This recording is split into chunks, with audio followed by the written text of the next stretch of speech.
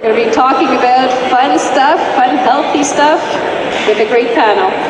Definitely, we're going to be talking about how to keep healthy and well-being and all these kind of issues that we're all concerned about, having a healthy lifestyle and longevity. So where would you like to sit? Grab a chair. Oh, okay. So I'll sit.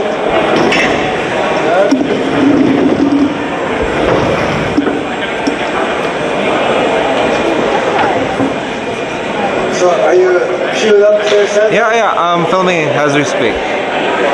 Alright.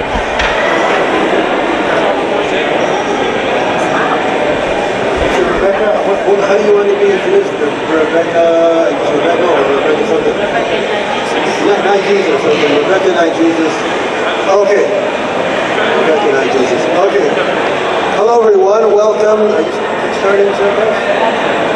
Yeah, it's recording, yeah. Hello everyone, welcome to our new panel. This, I believe, is a discussion that most of us are going to be interested in, is how to keep, as the general topic is naturopathy, health, and with a related subject area of well-being. Most of us are interested in how to live more healthy lives, and this topic and panel discussion is about empowerment. So I welcome anybody who's interested in being informed and having insight in this issue to join us today at Ottawa International Food and Expo to welcome our illustrious, wonderful participants to this panel discussion. We have, to my immediate right, we have Rebecca Knight-Jesus, who is an author at Ottawa International Food and Book Expo. She's going to be presenting her insights on the subject. We have Catherine Willow, who is also an amazing author. She's going to be talking about her insights as well, and she's going to be introducing herself a bit before we start the conversation. And we have Julie Barbeau, who has made amazing natural products, wonderful snacks. She's going to be introducing herself a bit more as well. So thank you very much for taking the time to join us at Ottawa International Food and Book Expo. So we'll start at Julie Barbeau. We'll give her a couple of minutes just to introduce herself, what her products is, and then we'll go around and sort of the line here, and then we'll start the conversation about our topic today, which is health, naturopathy, and the sort of well-being in society today. Awesome. So Julie, welcome. Hi, thank you, Ray. Thank you for having me, and welcome, ladies. This is going to be a fun little session.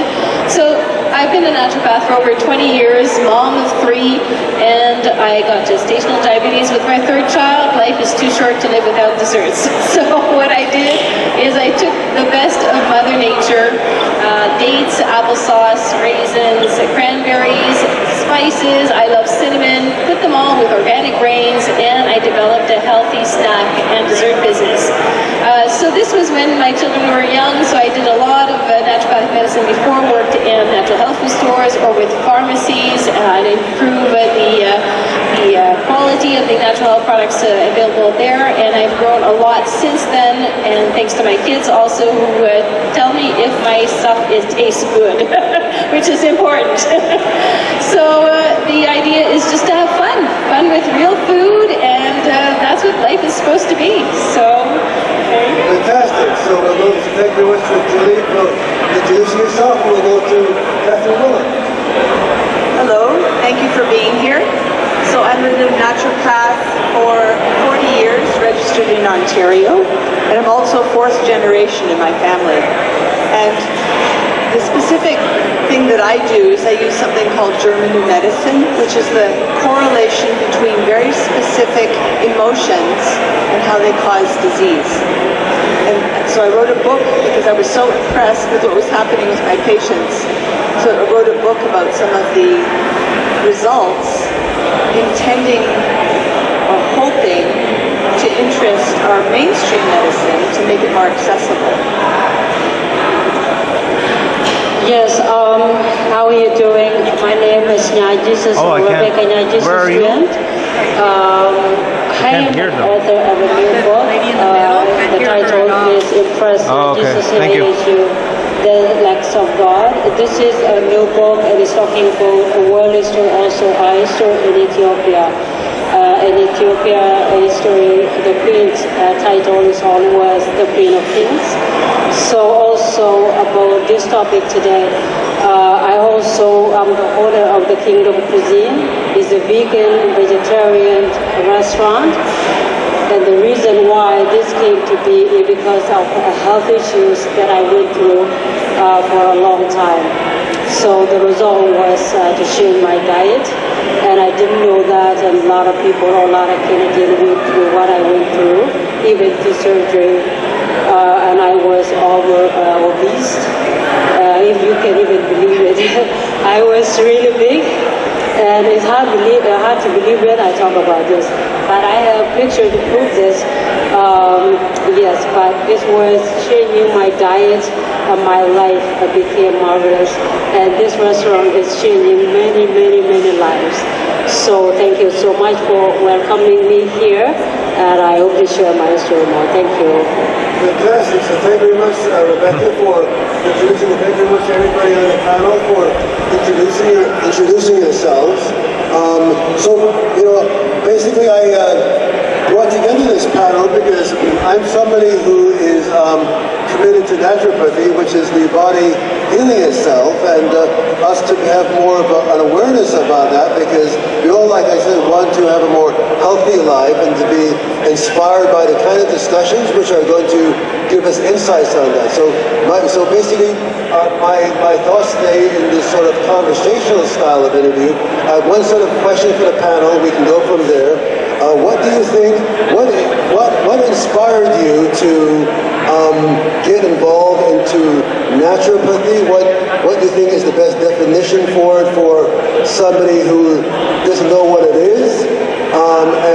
So basically, this definition, the importance to you, and what do you think is the current place of naturopathy in society? You can sort of, just for a general sort of opening, I would say.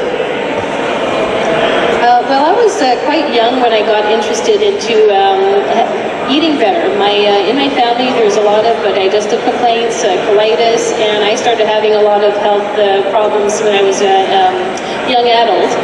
Not serious, but enough to go to the doctor and do a bunch of tests, and I didn't quite understand. And of course, I was raised on crab dinner and cheese whiz and white bread and stuff like that. So you get interested when you hear other people talk about, well, maybe you should try this, maybe you should try that, and I did. And for years, I tried all the different types of diets you can imagine. Started with eating raw foods only, which was fantastic, except at -20 in the winter, it's a little difficult, I must admit. So I went through it all, and then I said, well, if I find this so interesting and it helped me a lot, why not make a career out of it? Because I was young, I finished business school, and I said, let's study naturopathic medicine. In Quebec, though there's not a lot of rules to the game, so I wanted to make sure that if I was going to get an education, I was getting the best there. So I had to go to Montreal, and it's a 4-year course with thesis, 3,600 hours. You get to know all the basics, and it was never to be replacing what my doctor was saying, because my doctor was always great and very open. It was just to bring on the aspects of nutrition, which I find that is lacking a lot in conventional medicine. And when I met my husband, both his parents and his aunt and uncle were doctors from Eastern Europe, and we were talking the same language. We were talking about nutrition, we were talking about different homeopathic remedies, and to them it was normal in their day-to-day lives. So I was thinking, why is it so taboo here in North America and things like that? And it didn't make any sense. So when I finished my naturopathic course, I actually approached a lot of pharmacies, and they were very interested in hiring me as a consultant because they're interested in getting that part of education that they didn't to complement each other. So that's the idea. Let's work together to find the best solutions, whether it's through nutrition or natural health products, because there's always openness to finding something new to help, whether it's for prevention, which is a big key that's important, or whether it's to complement on certain treatments.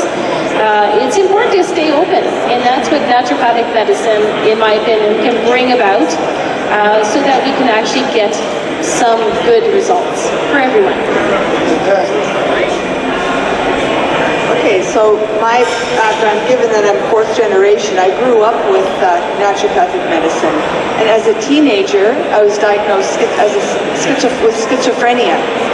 And my grandmother, who was a medical doctor and a naturopath, sent my mother a homeopathic remedy with homeopathic lithium, and it took away all the schizophrenic symptoms. And I didn't need the conventional treatment.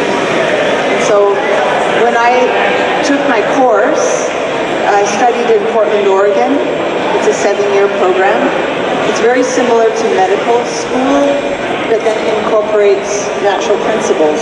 And for me, the main thing about naturopathic medicine is actually the principles, how to understand if a body's depleted or needs detoxification, if it's structurally out of balance, and the role of the emotions. And so the most recent thing I've done is use German medicine, which, as I was mentioning before, tells us what kinds of emotions are connected with different parts of the body.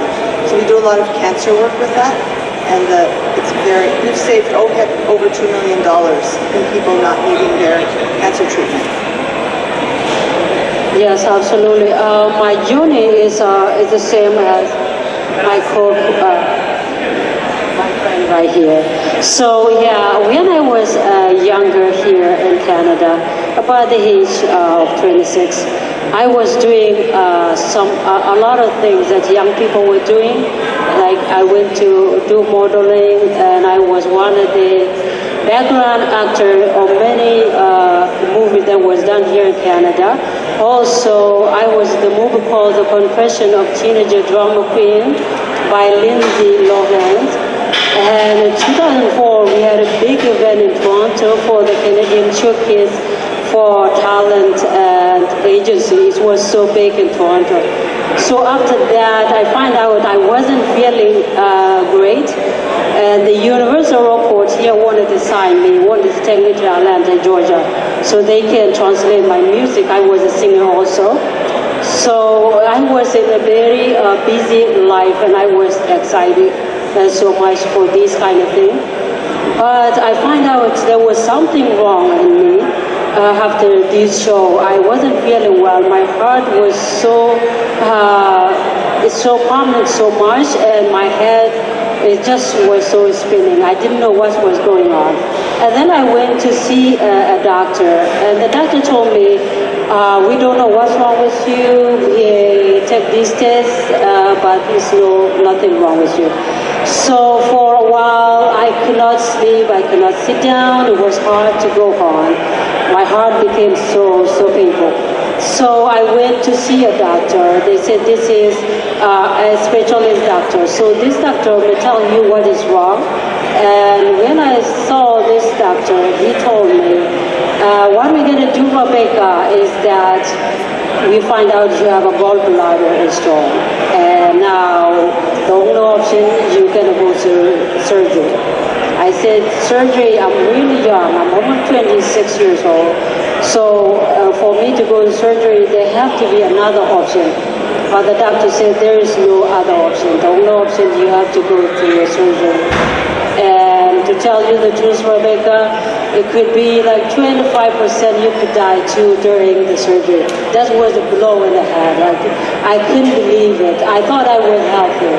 Everything was going well, and now I have to go through surgery. And I look healthy, I didn't understand. So I went in July of 2003, I went to surgery. I think in 2004, yeah, I went surgery. It was a long surgery, it was really painful. But thank God I get out of it. I didn't die, as they say there were 20% saying that I could die. But it was so bad. So my careers as being a model, also a singer, and a background actor that I was pursuing came like crashing down in front of me. But as my life going on, my life wasn't the same anymore. I lost my strength, I lost everything that I have as a person, a young person. It was really bad. So I began to see what can help me, because my body began to grow so much, like I was gaining weight so much. And the people were wondering, this is a result of the surgery or what is going on? And the surgery is supposed to solve the situation. But it turned out it didn't solve anything. I was gaining weight, I was so weak, everything was so going on the other way. And then this go on and on for a very long time. And I was doing some research, and I found out there were a lot of people who were dealing with a heart issue, and they have been going through surgery, like a lot of surgery. And I said this should be, there have to be other way to deal with it, because surgery should be the last thing that we should be going through, because if you feel like this, the way I'm feeling is not good at all.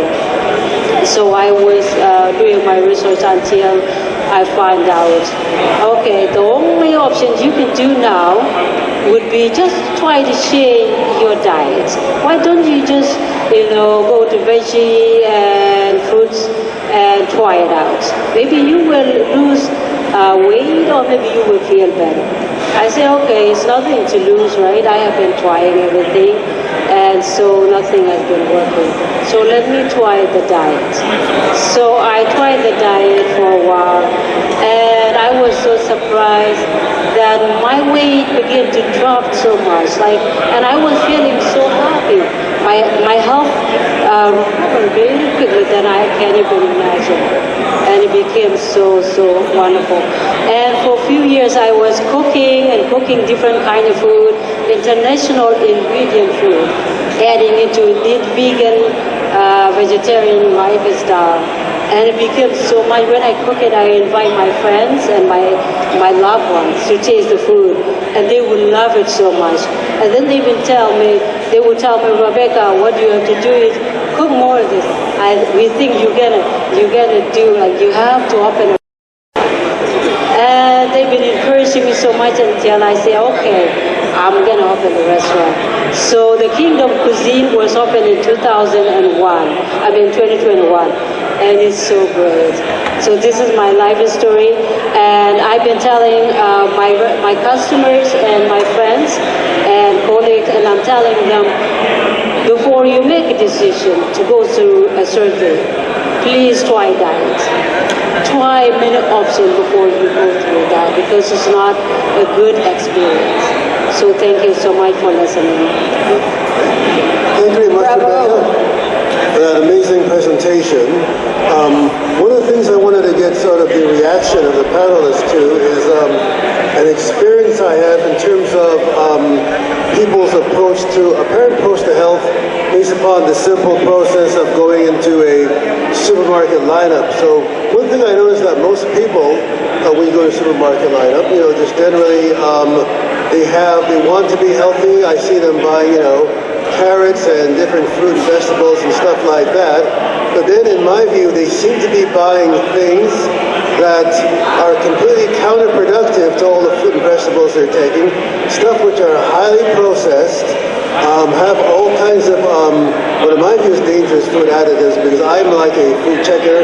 I'm always checking the ingredient label and making sure that these type of unhealthy type of ingredients are not a part of my diet and stuff like that. Just doing things which are contradictory, like somebody who is like, one time I saw the most contradictory thing of someone cycling to keep healthy, and when they're cycling, they are smoking at the same time. So I wanted to find out whether you have any sort of, have you any sort of personal observations or experiences, or do you just kind of mind your own business? Most people, I think, it's mind their own business when they go to the supermarket or whatever, but did you have any sort of a reaction to that in terms of that type of experience?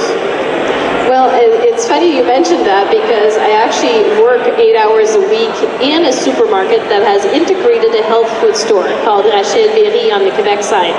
So I see it all the time. Now, in the last few weeks, I saw something and I had to share it with people and actually show the difference, because there's a lot of marketing out there And the marketing can be devious and not actually tell you exactly what's in the product. And you have to be careful. So when I developed the list Sublime and the Wise Delicious dessert snack mixes, my idea was to keep it simple. Keep it real food, whole grains, organic as much as possible, the dates, the chocolate, which is vegan and low sugar, and just remind people you don't need to have 15 ingredients, half of them you can't spell, to understand what you're eating. But one day, I saw this box of chocolate cookies for sale, and they were on sale for $5.49, 6 cookies. And it was written real butter, and it was this nice packages saying it was signature, and I'm not going to name the company, I don't need to. But so I read the ingredients and I looked at it, and I was flabbergasted because it was such marketing for something that was not nutritious. So when you turn the box around, first ingredient was sugar, of course. And yes, they had put real butter, but right beside the mentioned butter was hydrogenated palm oil, etc., and a few things you can't spell afterwards. So you really have to become responsible for your own health and start reading labels, because that is what's going to make the difference between being buying things that you think are healthy when they're not. And that goes for everything. Because when I did my thesis as a naturopath, I actually changed the topic because my father was diagnosed with a terminal cancer. And so I decided to do it on how to prevent illness and how to help cancer patients with alternative medicine in conjunction with their doctor and things like that to help, as I mentioned before, get all the best knowledge together to help the client. And it starts with food, of course. It's not just that, but you have to realize that you have a responsibility as a person and as a parent to start reading labels. Because as long as profit is the number one goal for certain companies, then you're not going to get necessarily the truth out of it. So read labels, but have fun with it, because it does exist. Real healthy food does exist. But be cautious again. To give another example, I went to the Expo Santé in Montreal last year, which is amazing. You don't need to eat when you go there. There's so much sampling, a little bit like today. And there's tons of vegan food and gluten-free food out there, and people assume that it's healthy. Be careful, because a lot of it is also transformed or high sugar. So that's why I decided to develop my healthy snacks and desserts, because everyone was just giving it the label without associating the health that it should come with. So again, become responsible, read labels for yourself, for your family, and know that you can make your own recipes, and if you don't have time, that's why I developed the company, because I know we're all busy. But in grocery stores, yes, you have to have that balance. It doesn't mean you can't have a treat once in a while. I always tell people I'm from Gatineau, Ottawa region. When I go skating, I have my beaver tail. It's just not every day. And so enjoy life, but know that your life and your health is a little bit like balancing your books. So I always give this example because I developed a QBQ method for healthy eating, meaning watch the quality, watch the variety in your diet, and watch the quantities, and listen to yourself. So at the end of the day, if you've got more bonuses in your habits, at the end of the week, at the end of the month, if you've done a little bit more for your health in terms of eating well and managing your stress levels, because everything's interlinked, emotions and etc. We tend to eat our emotions, so you got to watch for that. So as long as you've got pluses, because you can't control everything, there's still stresses and environmental environmental pollution and all sorts of things like that that we have to deal with, then you'll be on the upper hand so that your own body's inner capabilities of keeping its health and healing will be optimized. And that's what it's all about, while having fun doing it.